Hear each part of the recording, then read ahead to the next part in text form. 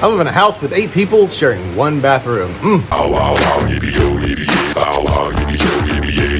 Twin ticket to Thailand, Thailand Rob. And that has nothing to do with the topic that I'm talking about today, which is giving 2 weeks notice in Thailand about jobs. Now, before I get into telling you about this, I don't know what I'm talking about. So you can, just take that with a grain of salt. It's just started raining, the little small rain.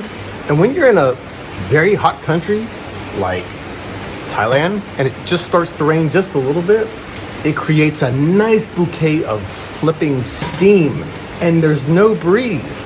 So I'm sitting here with my big jug of Leo in a steam room that's open air steam room. Now there's an idea for a new job, an open air steam room. Move to Thailand. There you go. Thailand Rob's open air steam room. It's open air steam. That doesn't even sound right. Let's cut that out of the video, okay? From the time that I was 11 years old as a paper boy to being advisor at Merrill Lynch, the whole spectrum of jobs that I've had, which has been over 40 different types of jobs. Not 40 different companies, 40 different types of jobs. Like that jack of all trade thing, that's this guy. In America, and probably in most Western countries, when you leave one job, you give 2 weeks notice. I mean, unless you just flip out and just walk out. I mean, you could walk out, of course, but if you walk out, that's going to be on your chart, on your history, on your job references forever and ever and ever. So most people give 2 weeks notice, but what I experienced today was so different in Thailand, and I'm going to get with Fawn next week, and I'm going to ask her about this. I'm going to try to write it down and get a conversation with her, because she knows way more about employers, because she's an employer. She works with governments, and she's also worked at private sector, so she knows way more about it. But in Thailand, you've got the 3 tiers of employees. You've got the higher tier employees. You've got the workers that work in factories and also work in bars, restaurants. You just workers. Then you got your mid-range that are small business owners or rental property owners. So I would, in my humble opinion, I think there's 3 classes of Thai, which is high class, middle class, lower class. In lower class, here's what I'm talking about that I saw today that I just never seen. This is a factory worker type position. So the part of town that I'm in Nakhon Pathom right now, Bangkok, Nakhon Pathom, there's all these clothing factories. That's what the main industry here is in this part of the world.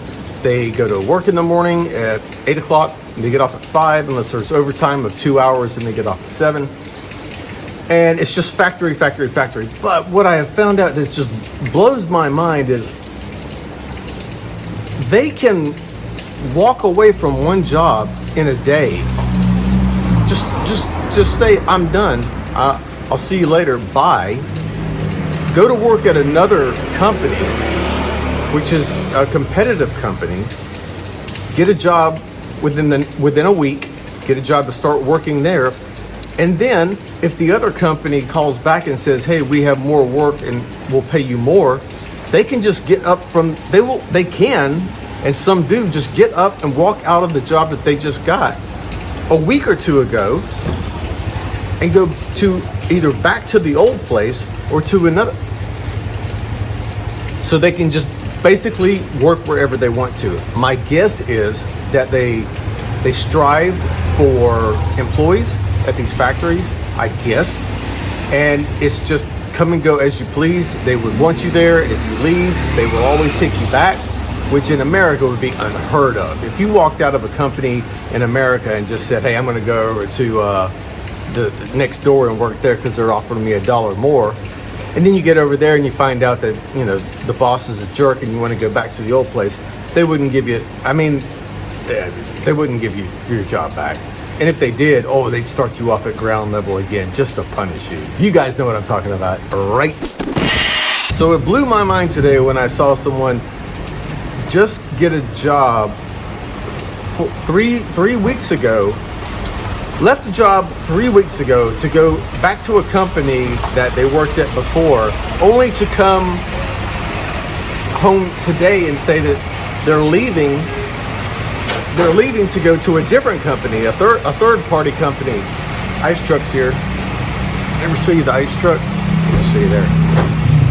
That's why I was saying I'm staying in a house with a family of 8. It's 3 generations in one house. It's the mom, the daughter, and the grandchildren, all in one building with one shared bathroom. It takes a lot of strategic bathroom timing. The Iceman cometh. Every time I see this brings it to mind that when we have power outages here, it's not really a problem because everyone cooks with gas and cools with ice. I mean, unless you're in your home with a refrigerator, but gas and ice, you're good to go over here. Because especially in Kamala, I'm letting you know, Kamala has quite a few power outages every year. I'm not gonna lie about that one. I don't understand why Kamala does. I don't think Batong does, but anyway, off topic. But when I meet up with Fawn, I'm going to ask her because I know in the government here, the government also rotates jobs from district to district quite a lot.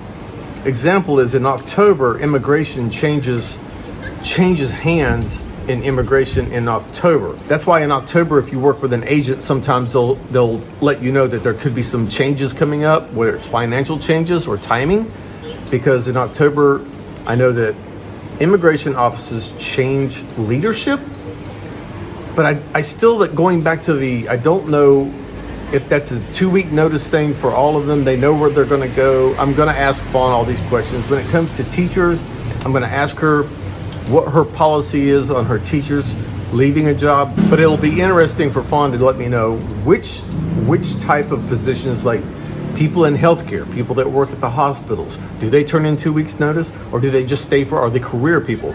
Because in Asia, a lot of times, just like in Japan, once you get a job, they're just starting to ease it, but in Japan, it's a career for life.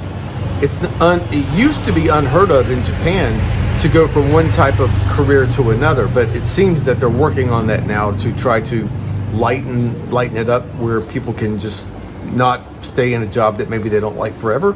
But in Asia, it kind of is. If you do this, if you work a restaurant, that's what you do for your whole life. If you work in a hospital, that's what you do for your whole life, except for the transient people that work in the tourist sector. And that is, your bars, your bar girls, your restaurant people. In the high seasons and low seasons, they're very fluid. They're moving back and forth. I don't think there's any rules. The only rules I've ever heard of about bars is some bars compete against other bars and they will not take girls from other bars. I've heard of being blacklisted. That's the only thing on that level that I've heard of about switching jobs and not being able to go back to it, is if you was to leave a bar, go work across the street with a competitor, and then they might not take you back. I've heard of that. I have heard of that. Now I'm going to finish up here with my Casanova story, where he stole everything from this Thai woman. Yes, if you want to see that, it's going to be on the members and Patreon, and you can watch it there because it's this guy's. Oh my God, I can't believe what he did. I can't believe he got away with what he did. Anyway, I gotta go. I gotta make that video right now, and I will talk to you guys later. I'll see you in the next one. Hope you have a good week. For the Americans, I know it's a short week for you, so good on that. I hope you got a little rest over the weekend, and I'll talk to you later, okay? Bye. Yeah. Oh. Can you take this asshole back to America, please? Goody goody. Don't forget that.